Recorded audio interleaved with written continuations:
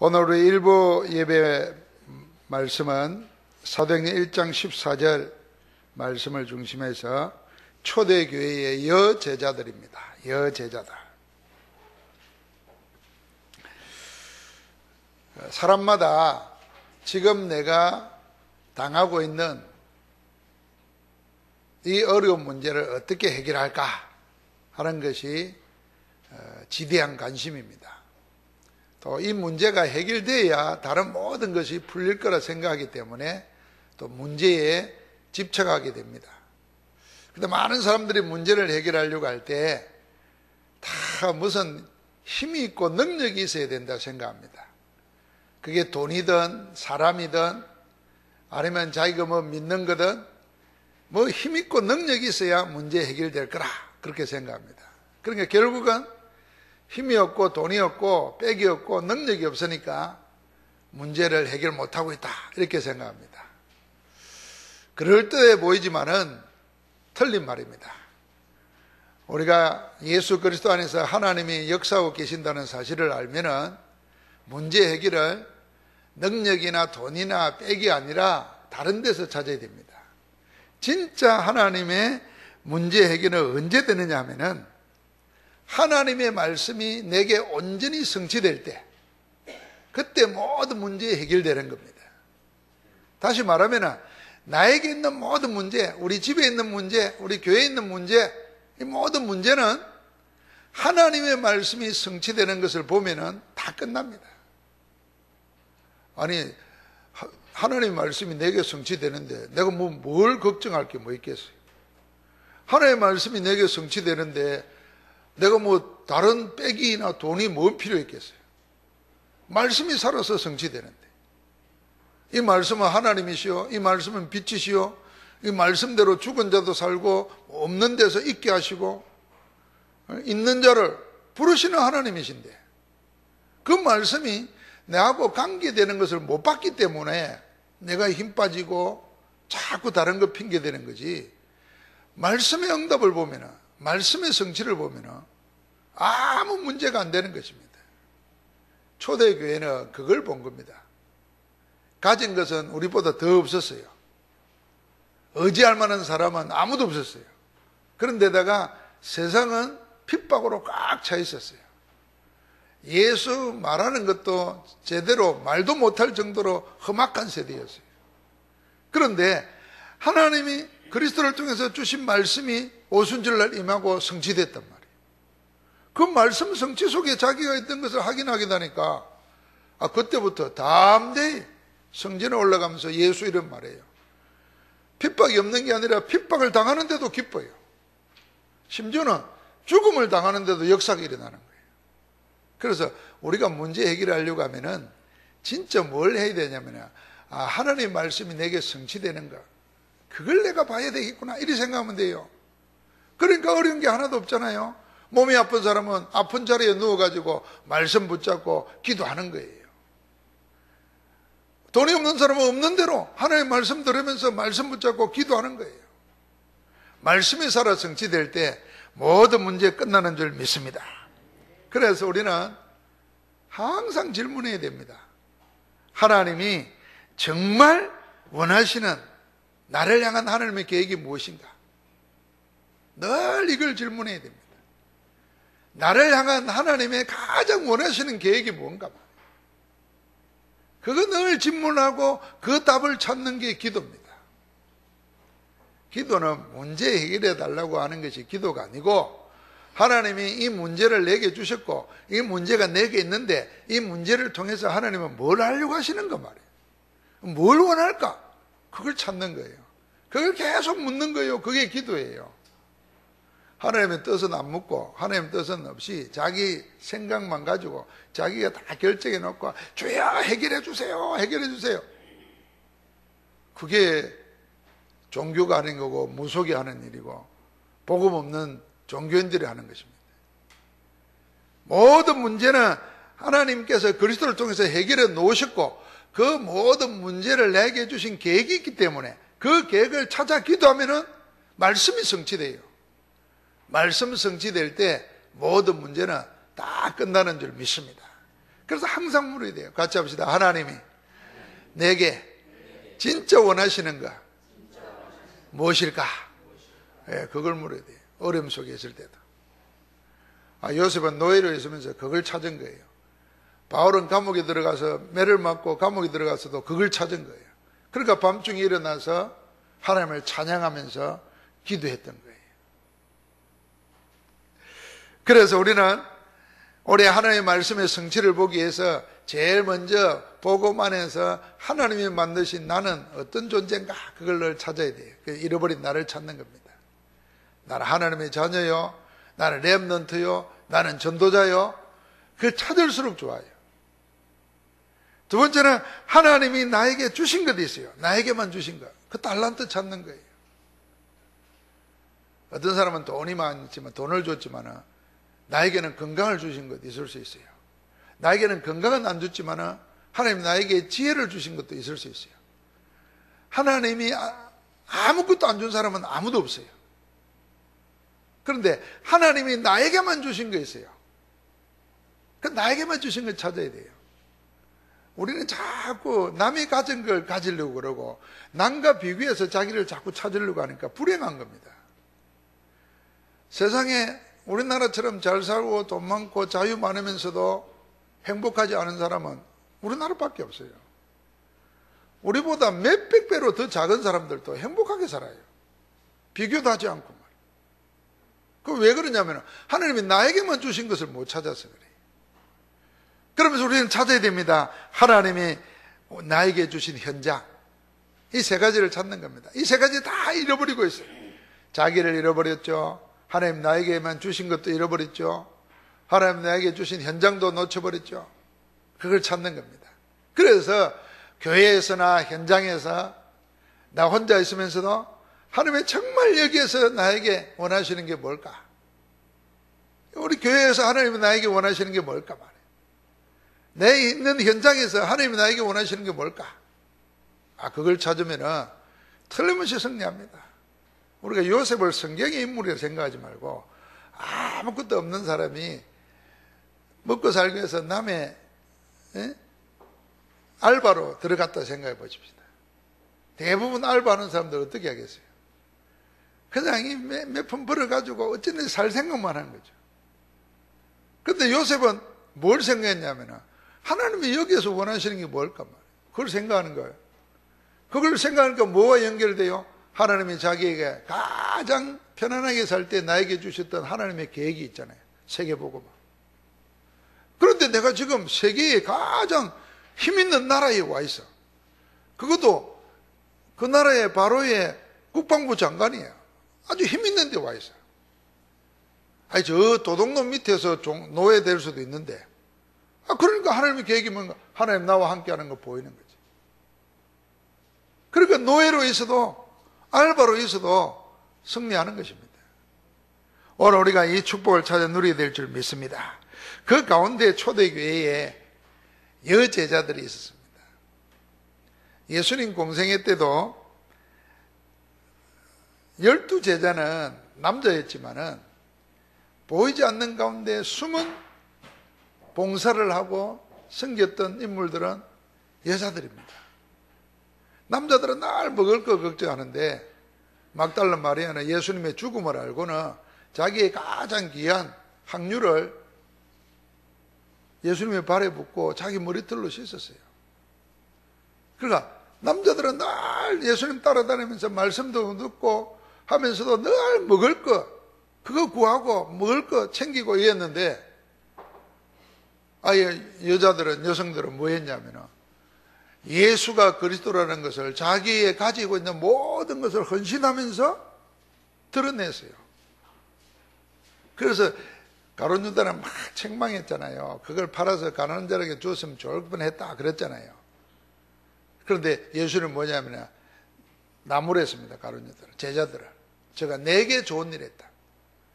나의 장례를 준비하는 거라 그랬어요. 예수님이 그리스도라는 걸 알고 그리스도에서 기름 부음을 표현하는 겁니다.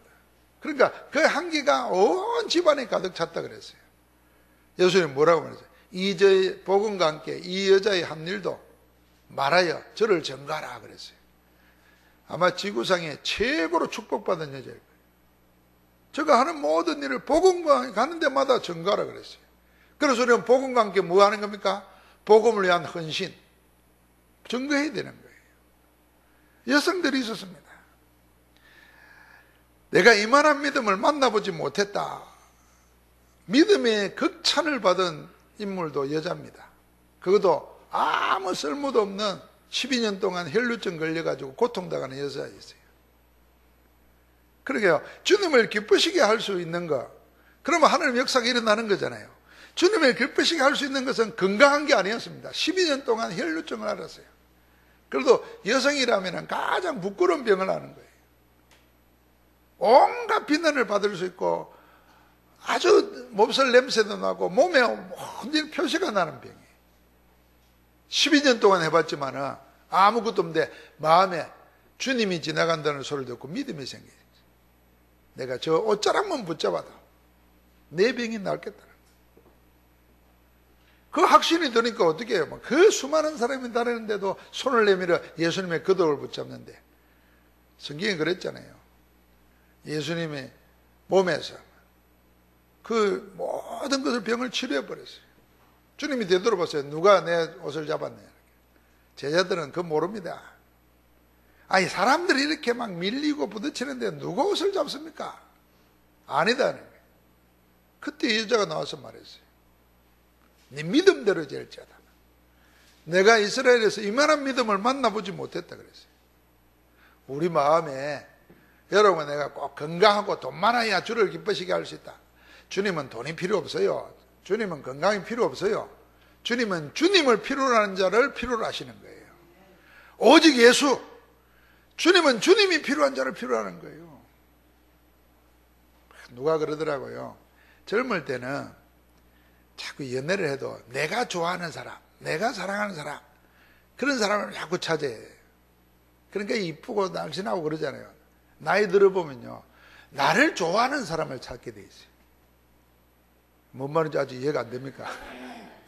내가 좋아하는 사람이 아니고 나를 좋아할 사람이 필요해요. 나를 좋아할 사람이. 아니, 신앙은 그런 거예요. 주님은 우리가 가진 게 필요한 게 없다니까요. 우리의 지식이 뭐 필요합니까? 우리의 돈이 뭐 필요합니까? 그러니까 교회 와가지고 지식 있는 자는 것도 그 어리석은 거예요. 돈 많은 자는 것도 어리석은 거예요. 다 그거 하나님이 그냥 세포 하나만 제 시간에 안 돌아가게 해도 금방 멍충이 돼버린다니까. 안 그래요? 뭐 뇌에 조금만 충격만 와도 그 뭐 머리 돌아버리는데 뭐 박사가 아무 소용없어요. 진짜 필요한 건 뭐냐면, 내게는 주님이 필요하구나. 주님도 주님이 필요한 사람을 필요로 하시는 거예요. 그래서 우리가 오직 예수 하는 거예요. 이 여자는 다른 게 필요 없어요. 체면, 염치 이런 게 필요 없어요. 누구 방해하는 거 필요 없어요. 손을 내밀어 주님만 필요했던 거예요. 그 여자 믿음 중에 이런 믿음 만나보지 못했다 그랬잖아요. 내 믿음이 너를, 그러니까요, 하나님께서 복에 복을 주시는 겁니다. 물론 백부장도 그런 응답을 받았습니다. 그러니까 믿음의 사람들은 전부 다 뭐냐 하면은 다른 게 다 필요 없어요. 그리스도만 필요한 거예요. 오늘 우리가 이 땅에 살면서 주님의 공생애 때 어디로 가든지 이 믿음의 여인들이 있었고, 이 믿음의 여인들이 그리스도를 비밀을 알고 그리스도께 뭘 했냐면 헌신한 겁니다. 많은 남자들, 특별히 이방인 가운데 백부장도 그런 믿음을 보이면서 예수님의 극찬을 받았지요. 우리가 이 땅에 사는 동안에 내 힘으로 할 수 있는 게 없어요. 제 문제를 내가 해결 못해요. 그래서 하나님의 은혜가 필요하고, 그 하나님의 은혜로 내 것으로 만드는 데는 하나님의 은혜의 선물로 얻는 믿음밖에 없어요. 그래서 우리가 믿는 그때에, 행할 때가 아니에요. 믿는 그때에 하나님은 역사하시는 것입니다. 부활을 하고 난 뒤에도 오늘 1장 14절에 마가다락방에 모이는데, 이 마가다락방이 누구냐면 마가 요한의 어머니의 집입니다. 자기 집을 온전히 내어놨어요. 거기에 여자들과 예수의 어머니 마리아와 예수의 아울들과 더불어 그랬어요.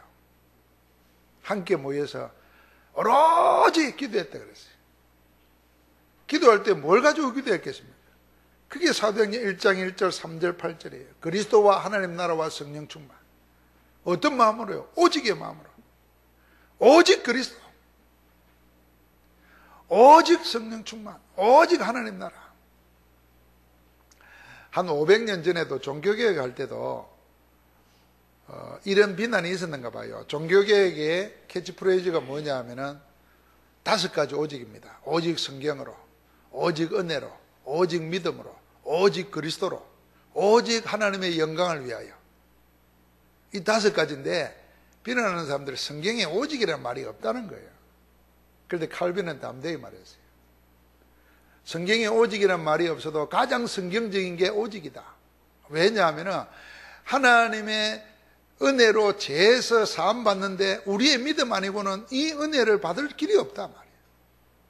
그래서 오직 믿음, 오직 은혜, 이건 맞다. 500년 전에도 그런 말을 했어요. 우리 다락방에서 오직 그러니까 비난하는 사람들이 그런 사람도 있고, 또 우리 다락방 내에서도 오직 그 성경이 없는데 자꾸 우리는 오직 한다 그렇게 말하는 사람도 있어요. 공부를 적게 하면은 지 생각만 하기 때문에 그 엉뚱한 소리를 해요. 다 오래전에 벌써 그런 얘기 다 있었어요. 그래서 그냥 오는 게 아니에요. 오직 이 가지고 기도했어요. 거기에 여자들과 그랬잖아요. 예수의 어머니 마리아와 언약을 붙잡고 하나님 앞에 오직한 이 여성들을 통해서 하나님의 성령의 역사가 불같이 일어난 줄 믿습니다. 그래서 사도행전 9장에도 보면은 여제자 다비다 그랬잖아요. 자기 복지를 가지고 가난한 자를 도우면서 가부들을 도우면서 복음으로 키웠어요. 그러니까 이 여제자 다비드 밑에서 자란 사람들은 하나님의 능력을 믿었어요. 그래서 다비다가 죽었을 때 베드로를 청해가지고 기도하게 만들었어요. 하나님이 그 다비다를 다시 살렸어요. 그러니까 믿음의 역사가 일어나는 겁니다. 누가 재밌는 말로 그러잖아요. 복잡하기는 인간의 머리가 다 복잡한데 남자들은 자꾸 뭐 큰 걸 생각하면서 복잡해요. 여자들은 또 그럴 때는 좀 단순하잖아요. 또 여자들은 아무 문제 아닌 거 가지고 또 깊게 생각해요. 그러니까 남자들은 또 두루 생각하니까 깊게는 생각 안 해도 많이 두루 생각하려고 그러죠. 근데 이걸 장점으로 생각한다면 하나님의 언약이 맞다 그러면 생을 걸어버리는 게 남자보다 여성이에요. 그래서 초대교회에 이름 없는 가운데 여제자들이 곳곳에서 말씀을 통했어요. 우리가 말할 것도 없잖아요. 루디아라든지 브리스가라든지 그 이름들이 전부 다 보면 여자예요. 하나님께서 부활 이후에 교회를 통해서 현장에서 여제자를 통해서 복음 사역 역사를 계속해 나간 것입니다. 그래서 세계 선교의 문을 열 때도 사도행전을 보니까 마게도냐 처석 빌립보에서 루디아, 잘 알지 않습니까? 고린도에서는 브리스가 부부, 그 브리스가. 로마서 16개에 보면은 처음에 노는 인물이 베베입니다. 그도 여제자예요. 사도 바울의 보호자 그랬어요. 브리스가는 동역자 그랬어요. 영원히 목을 내놓고 같이 하는 동역자였어요. 오늘 우리 시대에 가장 전도운동을 힘있게 해야 될 제자들은 누구냐? 여제자들이 일어나야 됩니다. 교회에 여자들이 왜 많냐? 하나님의 계획이 있어요. 앞으로는요, 여자들이 뭐 집에서 시간 못 보내고 직장에서 시간을 많이 보내죠. 그러나 조금 지나다 보면은 우리나라도 법으로 일 그렇게 무지막지하게 시키지 못합니다. 이제. 일주일에 5일 40시간 내에는 다 법에 걸리게 되었어요. 점점 그렇게 될 거예요. 그런데 이제 그 많은 시간을 언약 없고 이 복음의 비밀을 모르면 다 뭐 하냐면 놀러 가는 데 다 써요. 그게 이제 인생의 낙이라고 생각해요. 우리는 지금부터 뭘 준비해야 되냐면 하나님이 허락한 시간을 가지고 여유를 가지고 복음 없어서 저주재앙 가운데 시달리고 고통당해서 그래서 그 답이 쉬는 데 있고 놀러 가는 데 있고 여행하는 데 있는 줄 알고 막 다니는 사람 뭐 공회에서 그런 거거든. 그들에게 진짜 답을 주는 제자운동 해야 되는 겁니다. 그래서 여제자들은 자기 사업 가지고 자기 일 가지고 자기 집에서 자기 있는 곳에서 하나님의 교회를 세울 만큼 했어요. 그게 빌립보의 루디아예요. 브리스가 부분 안에 그 정도가 아니고 사도 바울과 함께 세계복음화에 쓰임받았어요. 그 응답의 축복이 모든 성도들에게 일어나기를 주의 이름으로 축원합니다. 그래서 우리 여성 그리스도인들은, 여제자들은 성경에 있는 여자들에게 준 세 가지 축복을 찾아 누려야 됩니다. 그 첫 번째가 뭐냐면 후대 비밀입니다. 자, 후대를 잉태하고 그 후대를 양육하고 그 후대에게 각인시킬 수 있는 최고의 축복을 누구에게 줬냐면 여성들에게 줬고 어머니에게 줬어요. 그 모세 80을 생각해 보십시오. 자기 어머니가 유모로 키우는 것으로 끝났습니다. 그러니까 유모로 키우는 젖먹이 시절에 그의 평생을 좌지우지할 수 있는 언약을 심은 겁니다. 아이 가지면 안 되는 시대에 아이를 가졌고 나오면 죽여야 되는 시대에 아이를 양육했어요. 그럼 나머지 기간 유모로 가가지고 뭐 했겠습니까? 후대에게 언약 각인시킨 겁니다. 그 비밀을 아는 레위 여자였어요. 그러니까 우리 여성 그리스도인들은 우리가 또 자녀를 놓고 손주를 보고 다 하잖아요. 뭘 생각해야 되냐면 후대, 언약 가진 후대. 어렸을 때 각인시키는 거예요. 그래서 우리가 태아부, 영아부, 유치부 요 0세부터 7살까지 배운 게 일평생입니다. 그때 끝나는 거예요. 나머지 8살부터 죽을 때까지 사는 거는 그냥 그거 풀어가지고 사는 거예요. 0세부터 7살까지 복음으로 각인시키고 생활에 모든 규모를 갖추도록 도와야 돼요. 그게 가능하겠는가? 됩니다. 그래서 우리나라는 맨날 0세부터 7살까지는 오냐오냐 키워가지고 나중에 교육시키려고 하니까 나중에 골병 되는 거지. 왜 버릇없는 아이들이 자꾸 노는가? 그런 정말 교육시킬 때 교육 못 시키고 오냐오냐 하다가 그냥 당하는 거예요. 0세부터 7살까지 복음으로 강연시켜. 혼자 내버려둬도 복음 언약 안에서 하나님의 인도받을 만큼 키워야 되는 거예요. 그게 어머니에게, 여성들에게 있는 거예요. 근데 어떻게 보면 육신적으로는 제일 힘들 때거든. 그래서 육신적으로 제일 힘들 그때에 성령 충만 놓쳐버리면 아이까지도 망해요. 나중에는 그 아이 때문에 그 아이가 자라서 나에게 또 부메랑이 돼서 돌아와요. 그걸 지금 뭐 해야 되냐면 가장 성령 충만해야 돼. 힘들 때 성령으로 충만해야 돼. 우리 자녀들 그렇게 키워야 됩니다. 그래서 우리가 이제 자녀들 다 키운 여성들은, 여제자들은 젊은 세대들 뭐 힘들잖아요. 위로하고 도와주면서 그 때를 안 놓치도록 해야 돼요. 두 번째는 여제자들은 숨은 제자의 주역이라고 생각해야 돼요. 모델입니다. 예수님의 12사도 중에는 여자가 없어요. 그럼 여자를 무시했다 그 말이 아닙니다. 여자들은 전부 다 뭐냐면 숨은 제자였어요. 아까도 말했지만 가장 중요할 때 가장 중요하게 그리스도를 드러내는 역할을 했어요. 예수님 십자가에 못 박힐 때도 그 십자가 밑에까지 있던 사람들은 여자들이에요. 무덤에 부활의 아침에 무덤을 찾아간 것도 여자들이에요. 예수님이 살아나셨다 그걸 전한 것도 여자들이에요. 그래 예수님의 공생에 그리스도 사역에 중요한 걸 전부 다 여자들이 했어요. 숨은 제자예요. 그래서 숨은 제자의 축복을 누려야 됩니다. 그것뿐만 아니라 마지막 세 번째는 교회 부흥과 전도의 실제 주역이 뭐냐? 여제자들입니다. 남자들은 뭐 사업한다고 바쁘고 밖에 일한다고 정신없습니다.